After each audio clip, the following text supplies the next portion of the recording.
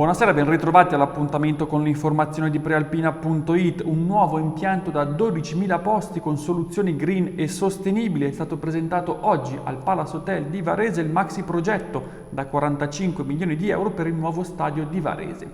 Firmato dalla società Città di Varese ed Aurora Immobiliare, ha iniziato ora l'iter per la sua approvazione. Vediamo il servizio con immagini di Stefano Benvenu di Agenzia Blitz.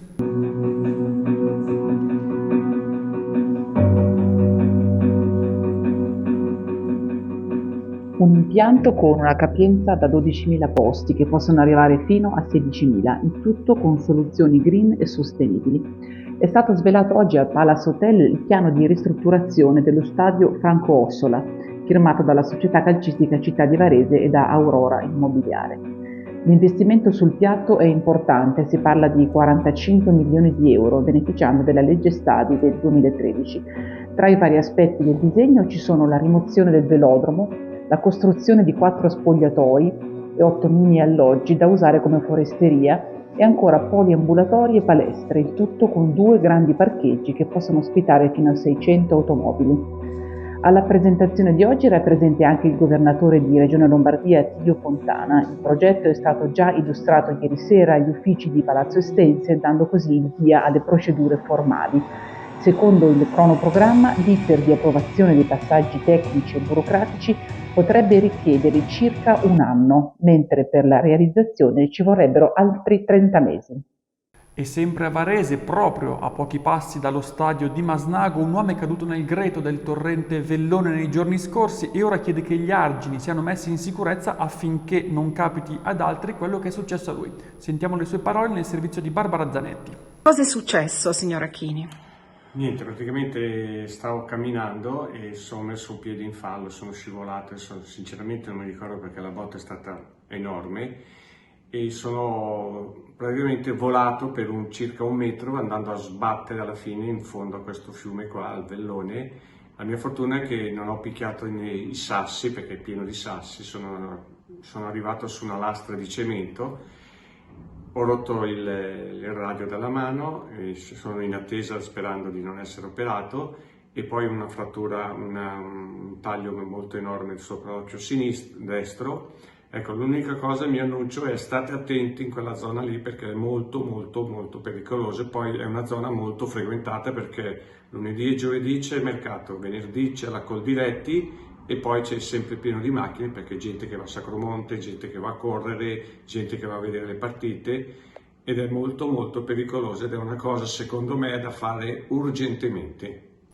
Sospiro di sollievo a Sommalombardo, dove è tornata a casa la 17enne sparita martedì, uscita da scuola a Saronno, aveva fatto perdere le sue tracce, ma nel primo pomeriggio di oggi ecco la buona notizia. E sempre in tema di persone scomparse, a Villa Recalcati si è tenuto un incontro per migliorare la sinergia tra forze dell'ordine e istituzioni proprio in caso di ricerca di persone scomparse. Sentiamo le parole del prefetto Salvatore Pasquariello. È un aggiornamento del piano provinciale per le persone scomparse che già è stato adottato dalla prefettura un po' di anni fa e oggi, sulla scorta delle linee guida del commissario governativo per le persone scomparse, abbiamo proceduto a una rivisitazione di alcuni schemi in modo da rendere più snelle le procedure e consentire un maggior coordinamento della prefettura nei casi di persone scomparse e per analogia anche nei casi di persone disperse. Quindi è uno strumento in più che faciliterà anche la cabina di regia e la stessa attività operativa delle forze dell'ordine e dei volontari che vengono coinvolti di volta in volta per dare un aiuto. Disagi in provincia di Varese oggi a causa delle forti raffiche di vento. Vediamo il servizio. Una pianta è caduta sulla strada nella prima parte della mattinata di oggi a Varese. È successo in via Tasso. Nessuna persona fortunatamente è rimasta coinvolta dal crollo. Sul posto hanno operato i vigili del fuoco. La situazione è tornata alla normalità già prima delle 9. A creare problemi in questo venerdì è stato il forte vento che ha soffiato sul capoluogo e anche in provincia per diverse ore. I vigili del fuoco hanno ricevuto numerose chiamate ed effettuato altrettanti interventi per scongiurare situazioni di pericolo determinate proprio dal vento.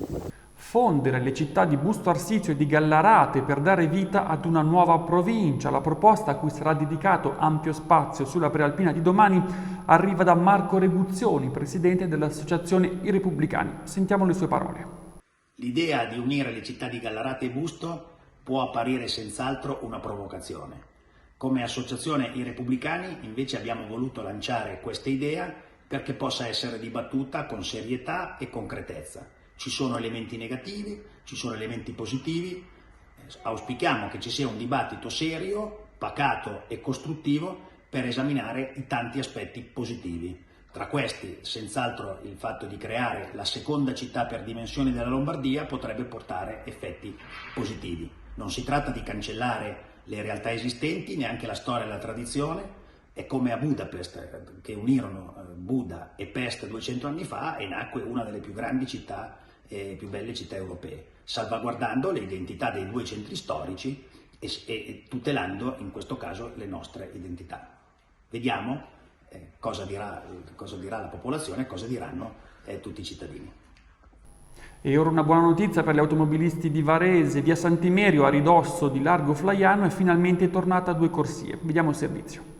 Quando si parla di grandi opere e cantieri sulle strade, i disagi sono inevitabili. Uno di questi era l'imbuto in fondo via Sant'Imedio, dove sono in corso i lavori per la costruzione della maxi rotatoria in Largo Flaiano. Ebbene, oggi la situazione in via Sant'Imedio è tornata alla normalità, aperte entrambe le 2 corsie. Tirano dunque un sospiro di sollievo gli automobilisti, ma attenzione, un nuovo disagio, seppure di durata inferiore, è all'orizzonte. Nel weekend, domani e domenica, traffico a senso unico alternato in via Magenta dalle 8:30 alle 16:30.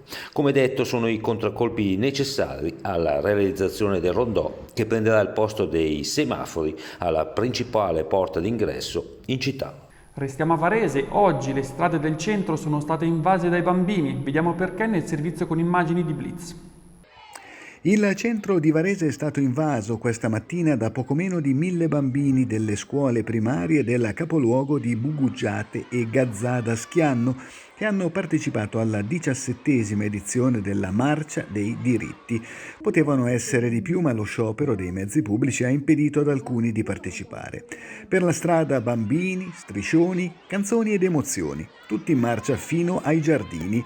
Alla regia dell'evento il Comune di Varese e Martin Stigol di Progetto Zattera. Una volta arrivati a destinazione, cioccolata calda per tutti offerta dagli alpini di Varese e momenti di spettacolo a cura dei giocolieri della scuola di circo Sbocciart di Cassano Magnago. Allora, felicissimo di aver concluso questa marcia 2023. C'è stato lo sciopero, per quello molti non sono riusciti a venire, ma hanno fatto la marcia direttamente a scuola. Il vento c'è stato, molto bello, il sole come vedete e i bambini che festeggiano alle mie spalle, vuol dire che comunque ancora una volta ci siamo riusciti. Grazie, alla prossima! E infine lo sport, basket, tutto pronto per la seconda edizione della Varese School Cup. Ci racconta tutto Giuseppe Sciascia. Giovanni Todisco, referente tecnico della Varese School Cup, a cavallo tra Pallacanestro Varese e scuole della provincia. Quest'anno la seconda edizione raddoppia da 10 a 20 istituti. Sì, intanto è un grande onore per me essere il referente di questo grande evento. Siamo partiti lo scorso anno con tante idee, tante ambizioni, tanta voglia di fare bene. Soprattutto avevamo la certezza che il coinvolgimento di così tanti giovani ai quali poter trasmettere il nostro entusiasmo e la nostra energia potesse poi avere un ritorno significativo.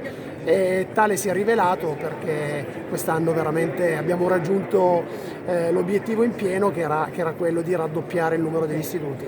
20 istituti, il lavoro per noi è ancora maggiore, però tanti sforzi, tanti sacrifici, ma ne vale veramente la pena, perché il calore e l'entusiasmo che vediamo in studenti, docenti, anche la finale dello scorso anno, che è stata molto, molto importante e significativa per noi, perché ci ha dato proprio la certezza che quanto fatto era stato fatto bene, quindi siamo molto contenti e orgogliosi di questo.